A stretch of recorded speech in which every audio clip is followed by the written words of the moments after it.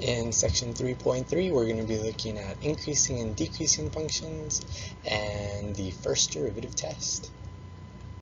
Before we get to this first derivative test and increasing decreasing functions, let's do a quick review here of what we know about critical points so far in this chapter.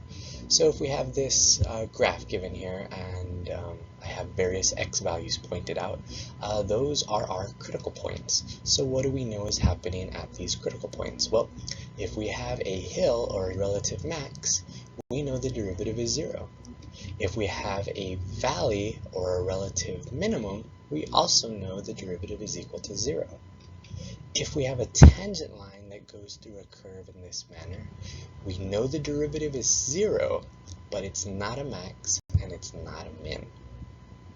And then the other type of critical point we had is when we have a vertical tangent line or a sharp corner, or if you want to call it a cusp, where the first derivative is undefined. So that's what we know about critical points up until this point. There's one other big property of these critical points that we need to point out, and it's this. Critical points divide our graphs into regions where a function is either increasing or decreasing. So based on this graph that we have right here, in our first little section to the left of x1, our graph is increasing. It's going up. The slopes are positive. In the region between x1 and x2, our graph is going down. The slopes are negative, so it's decreasing. In the next region, the graph is going up, it's increasing. In the next region, it's going down, it's decreasing. In the next region, it's going up, and again, the slopes are positive, so it's increasing. And after that x5 point, the graph is still increasing. So, on certain intervals, in certain windows, the sign of the first derivative can tell us whether the function is increasing or decreasing. The reason that's the case is because we can correlate that to slope. If the slope is positive, we know the function is increasing, which means the first derivative is positive, like in that first region. If our graph is going down, we know the slopes are negative. And since we know slope means derivative, the first derivative is negative, like in that second region. And we can kind of continue this observation through the rest of this graph. When the graph is going up, slope is positive, so the first derivative is positive. If the graph is going down, slopes are negative, so the first derivative is negative. So a very important detail to add on top of what we already know about critical points. Okay, the first derivative test seeks to answer this question. What can happen at a critical point? Before this lesson, we knew how to find critical points, and all we knew at those values was it could be a relative max or it could be a relative min, but we didn't know which one it was. This first derivative test is going to help us answer the question of what can happen at a critical point. So there's 4 different cases that the first derivative test is going to help us prove.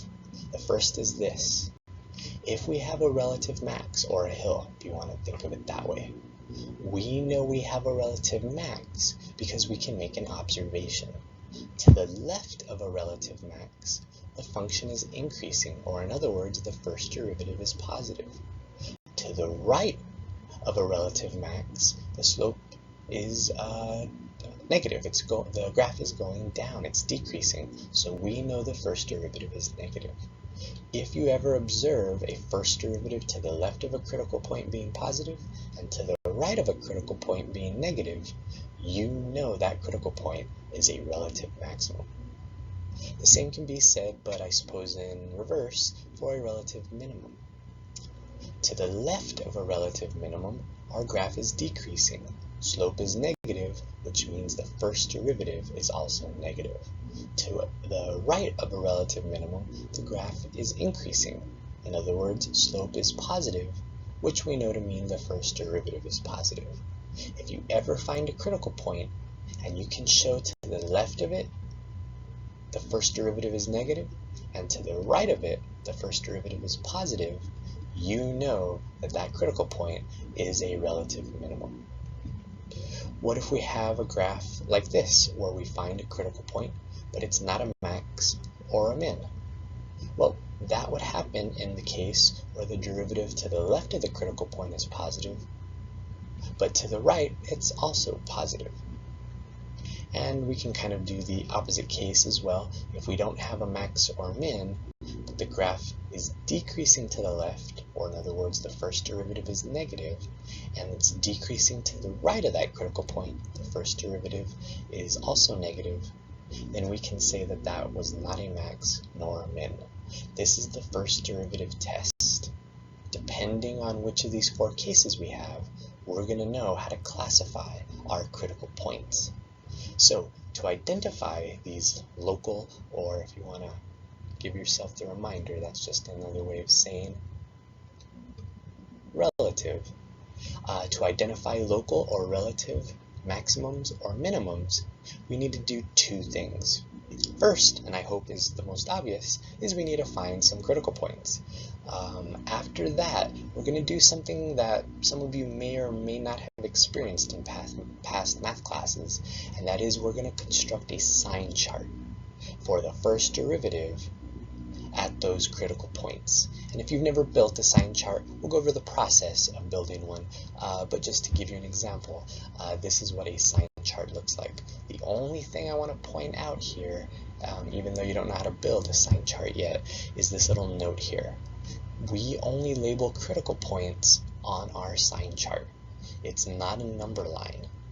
In other words, we're not going to put all the numbers we can fit on this particular line that you see. What it is a sign chart, and all we're going to do is label the critical points that we find for a particular problem. But we'll get into the details of making one of these sign charts in a moment. Ultimately, you need to realize this. If we look at our first derivatives and evaluate them, it's going to reveal how a function is behaving. It's going to tell us, is a function increasing or is it decreasing?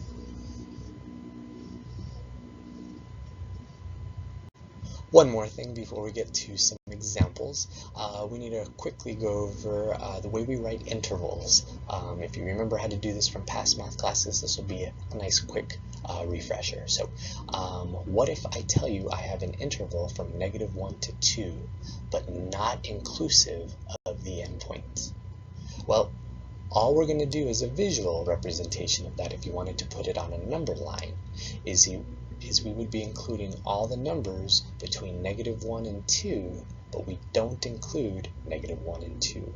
The way we show that with interval notation is with parentheses. If you're not including the endpoints, then we use parentheses. But you gotta be careful. When you see stuff like this, you have to read it in context, almost like you do in maybe an English class, so to speak. That is not a point. In other words, it's not an x and a y value, so you have to be careful. If you see interval notation, you have to read the problem to make sure that you're not dealing with a point, and rather interval notation. Okay, now that we've made that note, we're going to go through all the possibilities of how we can write intervals. If I change this interval to include -1, what we're going to do is put a bracket on -1. The bracket means we're including that point. So in this example, we're including -1 in our window, but we're not including 2. We can of course switch that. What if we're including the right endpoint now? Well, now instead of a bracket being on the left endpoint, we can put it on the right endpoint. We're including the number 2, but not -1. Of course, we can include both endpoints, and all that would mean is we would put brackets around both of our endpoints since we're including them. There are cases where our window is infinite. If the window is infinite, then we're just including every number that exists. The one thing you have to keep in mind with infinity is you never use brackets on infinity. So ultimately, it's your choice. You can either write intervals like this, or you can write intervals this. The choice is yours. The only reason we need to go over this is because problems are presented in different ways from time to time. So of course in those types of problems you need to know how to read them. But for your answers, you can write them in either manner. You can write them in this inequality notation, or you can write it in this interval notation. Okay, let's attempt our first problem here. We have a function, and we want to find the intervals where this function is increasing or decreasing. Okay, so if we want to find where a function is increasing or decreasing, we now know that critical points chop graphs up into regions where they are increasing or decreasing. So the very first thing we got to do is find critical points. And as a quick review, you should remember critical points occur when the derivative is 0 and when it's undefined. So we need a derivative, which you can see there. We're going to set it equal to 0 and solve. So we have a critical point at x equals -4. I'm not going to make the note over here, but of course we should have checked to see if the derivative is undefined. This is just a simple equation, 8x plus 2, which will never be undefined. So we don't have to worry about that other case. Okay, now that we have our one critical point, now we're going to practice building what is called a sign chart. And again, I want to make this note here so that you build these sign charts with only the information that's important. We only label the critical points on our sign charts. So since we found -1/4 to be a critical point, that's the only number you should see on this sign chart. Again, it's not a number line. The other thing I'm going to do is make a note on the side of this sign chart that this is the f prime of x sign chart. Later on we might have different sign charts, so we have to label these sign charts appropriately. Okay, so how are we going to use this little tool to help us figure out if our function is increasing or decreasing to the left of -4 and to the right of -1/4? Well, all we're going to do is this. We're going to pick an easy point to the left of -1/4 and plug that into our derivative. So we're free to pick any x value we want. Since we're just dealing with something to the left and to the right of a point, we can pick -1 billion if we wanted to. But we're going to have to plug these numbers into the derivative, so please pick numbers that are easy, especially if you have to do this without a calculator. Okay, so we're going to let x equal -1, and we're going to take that x value and plug it into our derivative. It's a first derivative sign chart. Again, that's why we're making this little note here that it's a first derivative sign chart. So we need to take our point that we're picking and plug it into the first derivative. Moreover, why would we want to plug our point into the first derivative? Well, remember, a first derivative tells us if a function is increasing or decreasing. If you get if you get the value of the first derivative to be negative, like we do in this case, we know our function is decreasing. So what I'm going to do is just put a few negative signs to the left to let us know to the left of -1/4, our first derivative is negative. Okay, with all that being said, it's just a matter of kind of applying that same idea to the right of -1/4. We need to pick an easy point to the right. If 0 is ever an option to pick, I would always go with 0. The reason being is it's always easy to plug that in, again, especially if you're not using a calculator. So what is the first derivative at 0? What do we get when we plug in 0 into our first derivative? Well, we get 2. I don't really care so much that I'm getting 2 as the answer. I more care that that value is positive. So I'm going to put some positive signs to the right of -1/4. To kind of round out this sign chart, we need to kind of interpret what the negative sign and the positive sign means. A negative first derivative means our function is decreasing. It's going down. If our first derivative is positive, we know our function is increasing or going up. So now we're ready to answer the question, on what intervals, is our function increasing or decreasing? I'm going to choose to write my answers in interval notation, in other words, without the inequality. So first thing we're going to put down is where our function is decreasing. F is decreasing from -∞ to negative 4. And again, this notation is not telling us an x and a y. It's interval notation telling us from one region to another, or from one point, sorry, to another. Our function is increasing from negative 1/4 to positive infinity. One common question that comes up is, do we use a bracket or do we use a parentheses on our critical point? You might want to make note of this, but it actually doesn't matter if you use a bracket or a parentheses. Don't let that kind of keep you from being successful with these problems. It would have been acceptable to write a bracket. So I guess I can put maybe or a bracket there. And same thing here. You can put or a bracket, but that would only be on the negative 1/4. Again, remember, infinity will never have a bracket on it.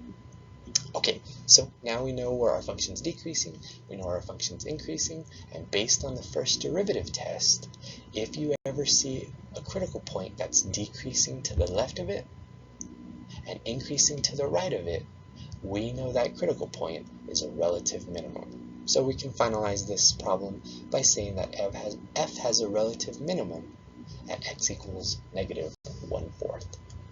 Okay, another practice example. Just like the last example, we're trying to find where this function is increasing or decreasing, so we need a first derivative to find some critical points.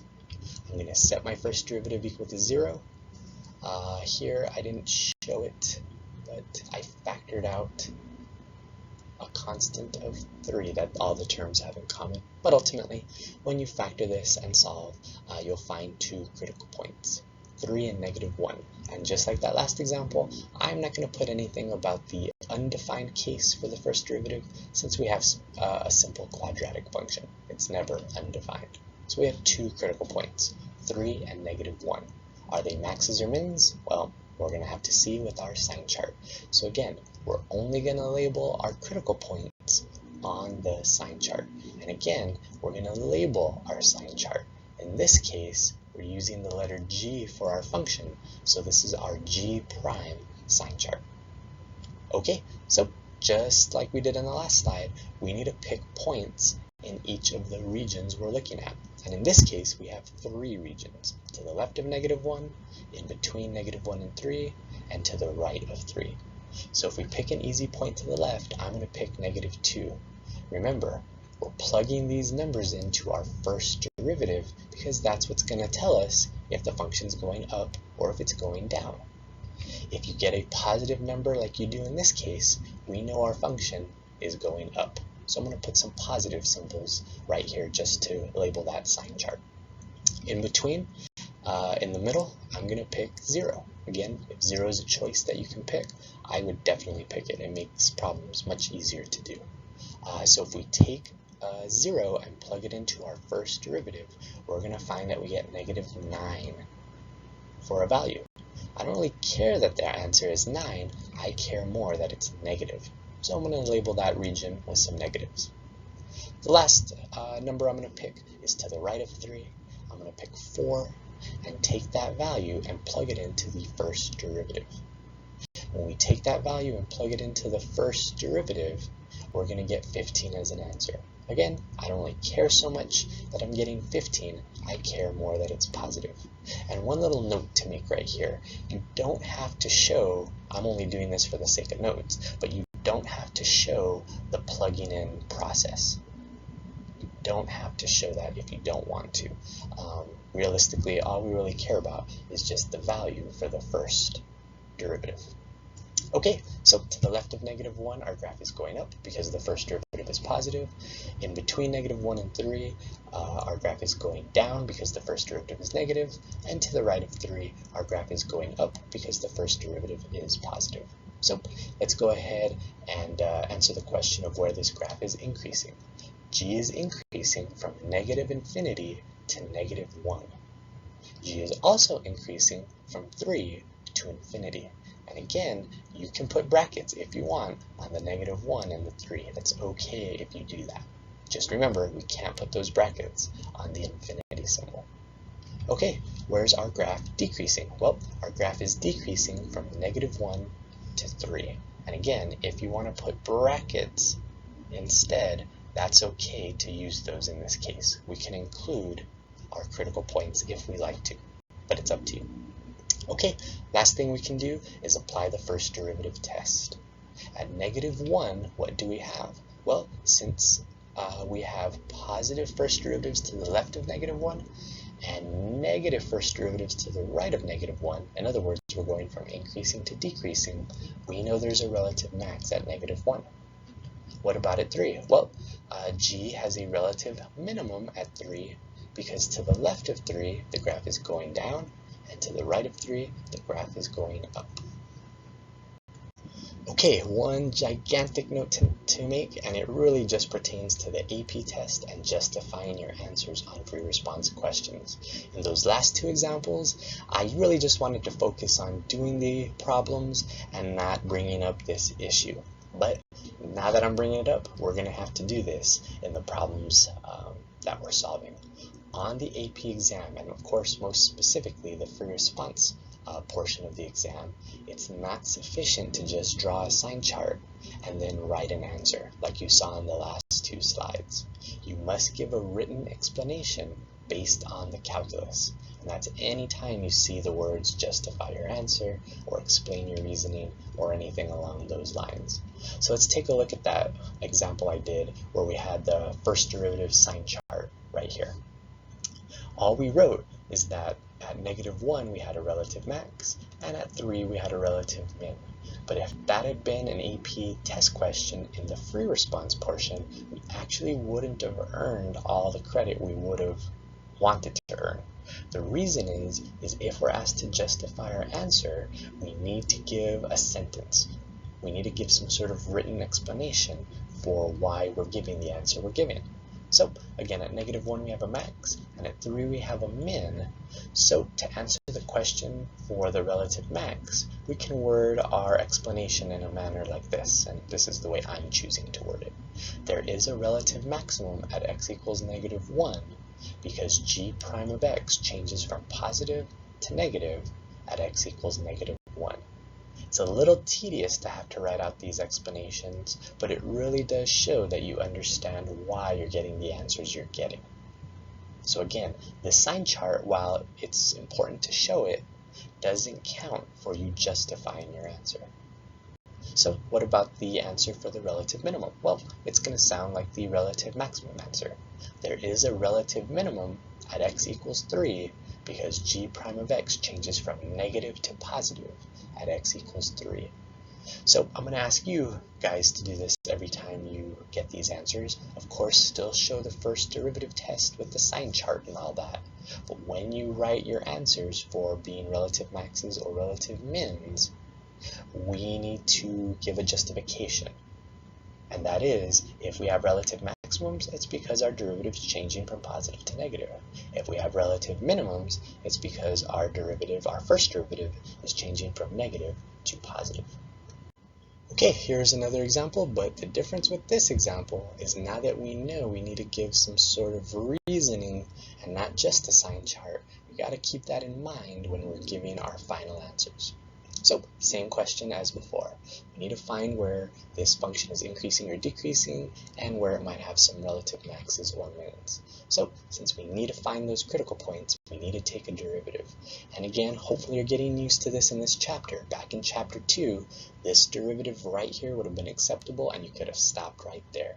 But since we need to set this derivative equal to 0, we don't want there to be any negative exponents. That's just not easy to deal with. So we need to rewrite this with a positive exponent, which of course just means we're going to send that negative power down to the bottom as a positive power with the 3. Okay, so we're going to set our derivative equal to 0. But if, again, you've kind of gotten used to seeing derivatives that are fractions equal to 0, you might be looking at this and seeing that there are no x values for when the first derivative is 0. In other words, we can't divide the number 1 by anything to get a 0. The other way you can look at this is if you cross multiply these two parts right here, you'll end up getting 0 is equal to 1, which we know to not be true. So you can look at it either way, but ultimately just realize there are no x values that make that equation true. but that's okay.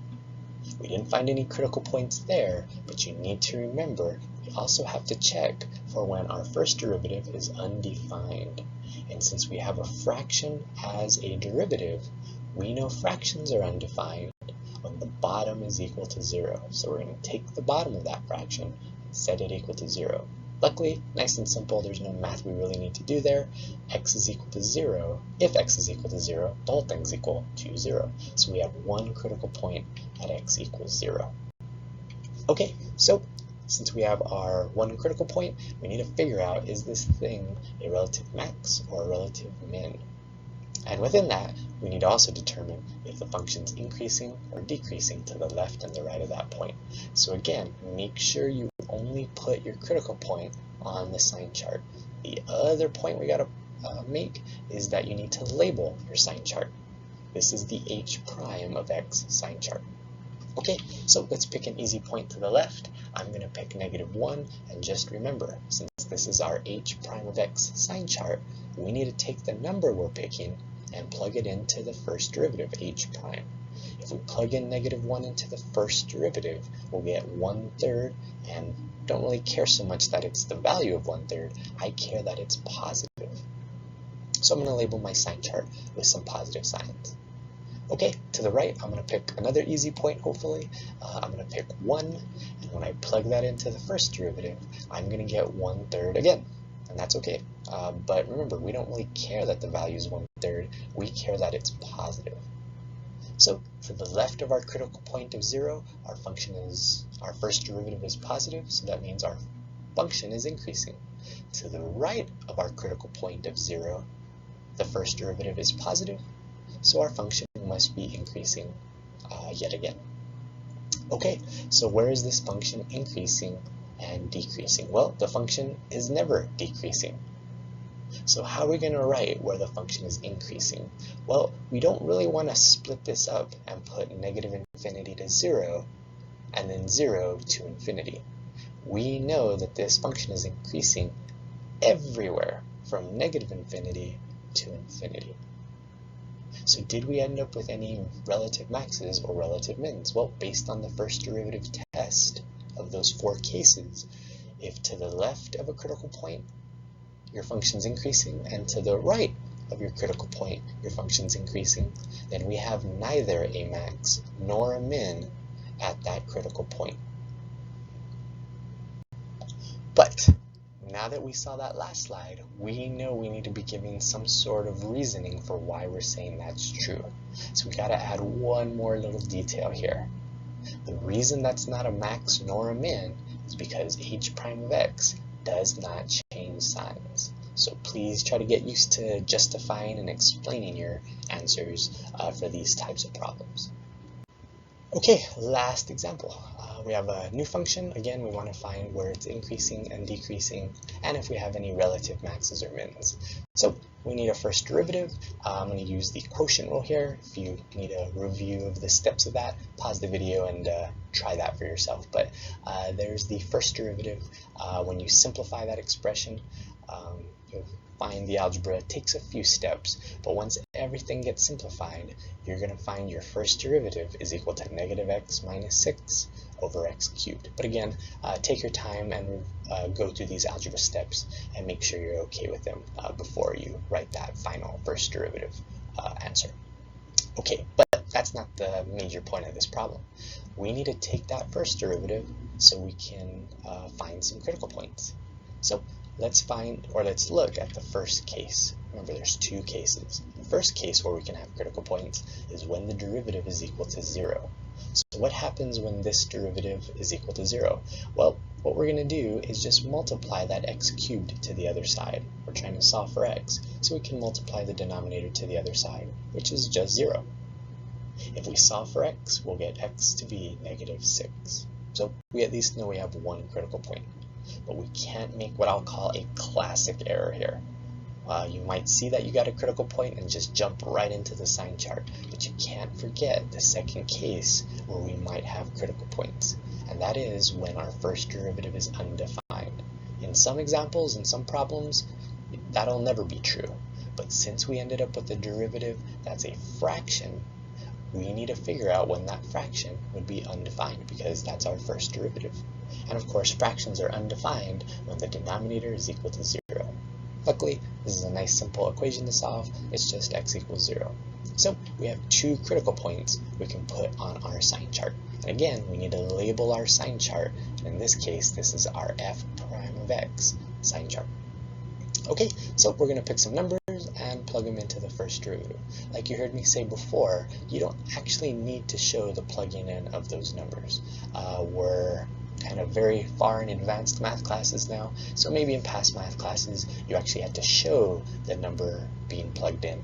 But all I need you guys to show me is what number you picked and what the derivative was equal to at that point. So we're going to just ignore all that plugging in part. But if you feel it necessary to show that so that you don't make a mistake, please show the plugging in of your points that you pick. Okay, back to the problem. So we're going to choose -7 to the left of -6, and when you plug that into the first derivative, we'll get a fraction. Doesn't even matter that we're getting a fraction, we just care that we got a negative first derivative. Okay, so number in between, in the middle, we're going to pick -1. When you plug that into your first derivative, you'll get 5. Again, don't really care so much that we're getting the number 5. I just care that it's a positive number. To the right of 0, I'm going to pick 1. When you plug that into your first derivative, you'll get -7, but I only care that that number is negative. So what did we discover? Well, to the left of -6, our function is decreasing. In between -6 and 0, our function is increasing. And to the right of 0, our function is decreasing. So let's answer the question now. Where is our function decreasing? Well, you can see it's decreasing from -infinity to -6, and then it starts decreasing again at 0 to infinity, positive infinity. Our function is decreasing from -6, our function is increasing from -6 to 0. And again, be careful, that's not a point, x comma y. Okay, so what else can we observe here? Well, what about relative maxes or mins? Well, first things first, at -6, I observe that there is a relative minimum. But again, remember, this sign chart is not enough. We've got to give just a little explanation for why we're saying at x equals -6 there's a relative minimum. Well, the reason there's a relative minimum at x equals -6 is because our first derivative, f prime of x, changes from negative to positive. Okay, this last example is setting you up to make a mistake if you weren't careful. And it's a very easy mistake to make here. You might be tempted to say that at 0 we have a relative max, but that's where you'd be making a mistake. At the very beginning of this problem, while I said nothing about doing this, it's something we could have realized, and that is this. If you want to make this note, and I would maybe circle it and make it very obvious that it's something that we needed to see right away. Our function has a vertical asymptote.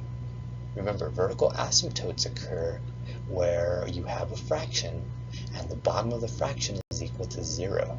So where does this function, at what x value, does this function have a value of 0 in the bottom? Well, that would be at 0. We have a vertical asymptote at 0 because we can't divide fractions by 0, and that produces vertical asymptotes. So is x equals 0 actually a relative max? Well, no. Over here, I'm going to label it as a vertical asymptote with just a VA, and then on the sign chart, I'm also going to label that as a vertical asymptote. In other words, that is not a relative max. We can't have relative maxes when the graph has a vertical asymptote. That wouldn't make sense visually. So be very careful when you get these functions that are rational, or in other words, have a fraction. This is a possibility of occurring.